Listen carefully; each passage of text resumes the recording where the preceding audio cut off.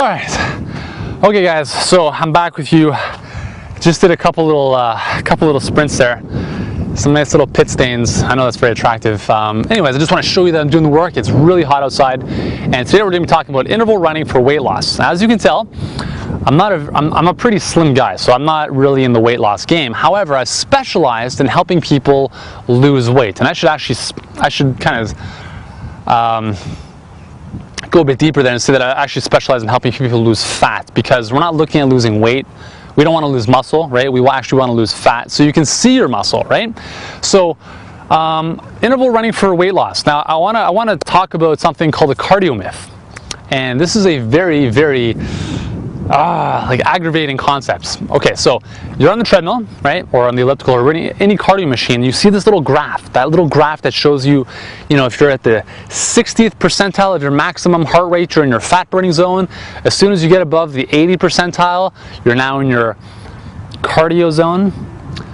Okay, so now we're starting to get confused, because this one little graph, it's amazing how one graph can play with the minds of millions of people. This graph has led people to spend an hour on the treadmill or elliptical, or any machine for that matter, at a nice light pace while they're talking on their cell phone. Or it's the same pace that's allowed these people to read a magazine while working out. If that's you, please stop.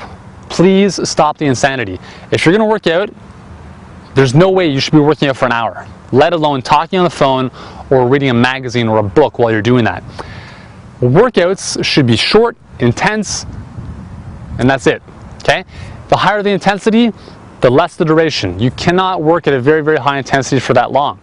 And that's why interval running is very effective for weight loss, because in spite of the graph showing you that at a lower intensity you burn more fat, and there's some truth to that. Here's why. At a lower intensity, your body predominantly uses fat as a fuel source, okay? As the intensity increases, there's a bit of a shift.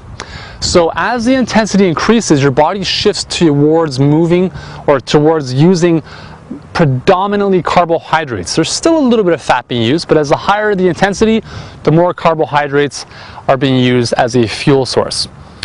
So here's the confusion. So people think that, hold on, if I'm using carbohydrates as my fuel, then I'm not burning fat. Okay, and that's a legitimate concern. I'm here to alleviate that for you. Let's say you were to just nice and easy go for a nice light jog, talk on the phone, whatever it is, for an hour, okay? And I'm not even sure how many calories you'd burn, let's say 300, that'd be pretty generous.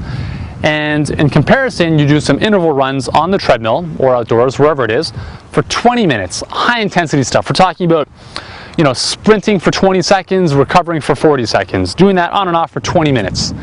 And let's say the treadmill is accurate, which it usually isn't, and it tells you that you've now burned 600 or 700 calories. Okay, so now we have a bit of a dilemma. We're working out less at a higher intensity, and it's telling us we're burning almost 2.5 times more calories than if we were working out 3 times as long. So here's where the confusion lies, guys. I don't know if you're confused, and if you are, let me alleviate it for you. It doesn't matter what you're using as a fuel source during the workout. All that matters is how many calories you burn during and after your workout. That's all that matters, because here's what happens. Even if you used carbohydrates mainly as your fuel source, here's the cool thing. The fitter you get, your body actually spares its own muscle glycogen, or its carbohydrate stores, and uses more fat as a fuel source. So that's something to look forward to as you get fitter. That's why the fitter you get, the easier it is to stay fit, because you start using fat more often at higher intensities than you do carbohydrates. But we're getting off track a little bit. Okay, so let's say you mainly use carbohydrates, you burn a lot of calories, but what happens when you stop exercising? Your metabolism is still revved up, right? It's still going, but your body has now come to a resting level, right? That 60th percentile. So now the body shifts over, and because it needs to recuperate a lot of oxygen, something known as EPOC, or post-exercise oxygen consumption, it now turns to burning fat as a predominant fuel after your workout. And studies have shown that interval running can increase your metabolism, or this EPOC effect, for up to 36 hours after your workout. So that's pretty awesome. So let me ask you this.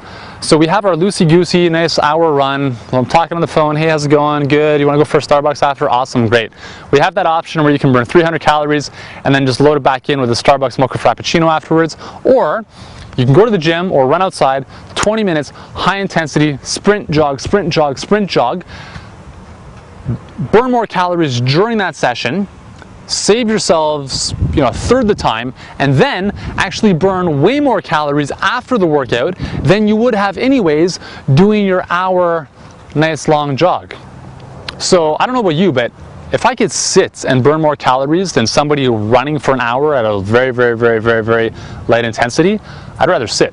I'm pretty lazy. I mean, I enjoy working out, but not that much.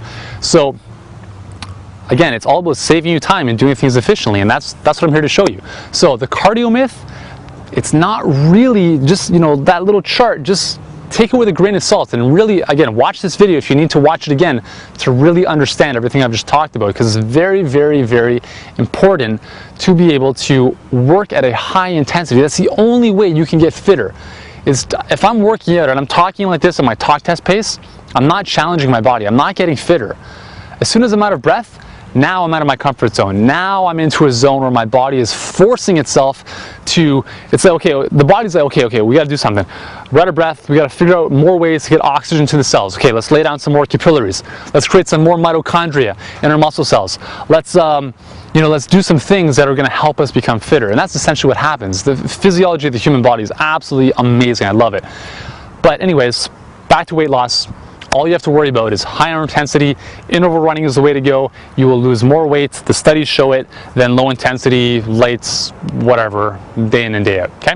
So if you want more help with this stuff and you want to actually save time, get better results in like a third the time, go back to mytreadmilltrainer.com.